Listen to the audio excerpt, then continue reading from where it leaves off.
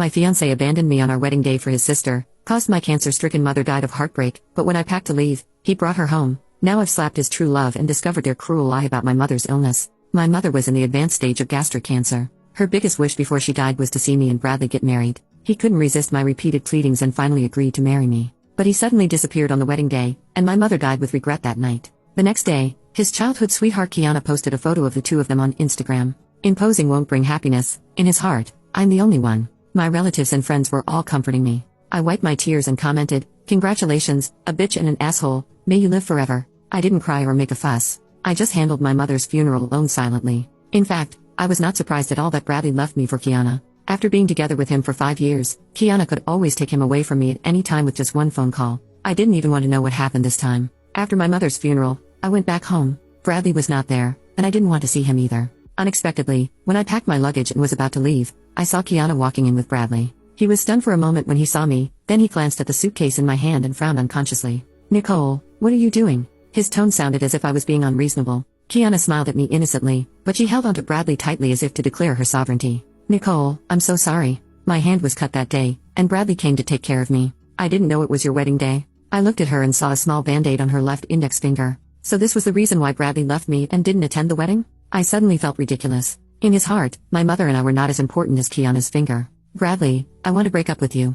The moment my mother died in my arms, all the love I had for him was gone. But Bradley thought I was jealous of Kiana. "Nicole, can you be more sensible? We can have the wedding at any time." But Kiana was injured. I couldn't just ignore it. "Could you be more sensible?" This was what Bradley had said to me the most. But what should I do could be considered sensible? Because Bradley said Kiana was his sister, I allowed a third person to exist in our love. I allowed him to carry medicine with him for Kiana, to run to another woman without hesitation when I needed him the most, to let her occupy half of his heart. But my sensible only gained their increasing harm. I had enough of this kind of life. I looked at Bradley coldly. "You can do whatever you want in the future. I won't care anymore." After saying that, I pulled my luggage past him. Bradley finally noticed that something was wrong with me and pulled me back. "Was your mom dissatisfied with what happened that day?" I can explain to her. I suddenly felt so ridiculous. It had been so many days. If he had cared about me a little and asked me once, he would not have said such stupid words. I pried his hand away. "There's no need." I had always been cautious, gentle and ingratiating myself with Bradley, and had never been as indifferent as I am now. Bradley looked at my back, his eyes stunned for a moment.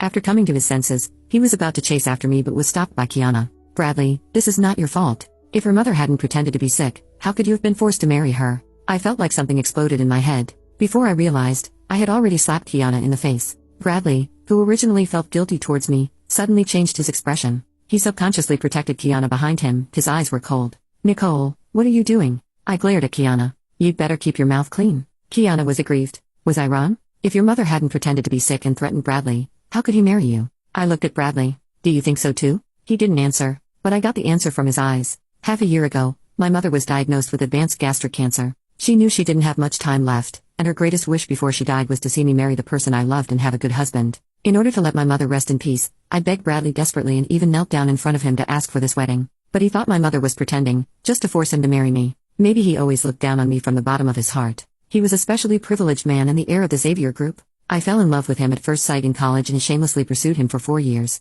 Bradley liked obedient women, so I obeyed him in everything and let him have whatever he wanted. But after meeting Kiana, I realized that he could be gentle. Kiana could act like a spoiled child and fool around with him. She could also hold his hands and hug him. She did all the things I wanted to do but didn't dare to do. One time, I acted like Kiana to be like a spoiled child, but he pushed me away with a cold face. "Nicole, you are really not suitable for this." I felt like I was slapped in the face in public. I felt embarrassed and watched him leave. After that, I never acted like a spoiled child to him again. He never even took the initiative to hold my hand. When we were together, I was always one step behind him. The only person who could stand side by side with him was Kiana, and he never refused Kiana's touch. Being with him, I had nothing except the title of girlfriend. Even in the eyes of outsiders, he and Kiana were a couple. He brought her in public and introduced her to everyone. If it weren't for my mother's limited time and my repeated requests, there would never have been that ridiculous wedding. I looked at Bradley with disappointment. This was the man I had loved for almost 10 years. I suddenly began to doubt what I saw in him in the first place. Kiana was still embroidering. "Bradley, come and see if my face is swollen."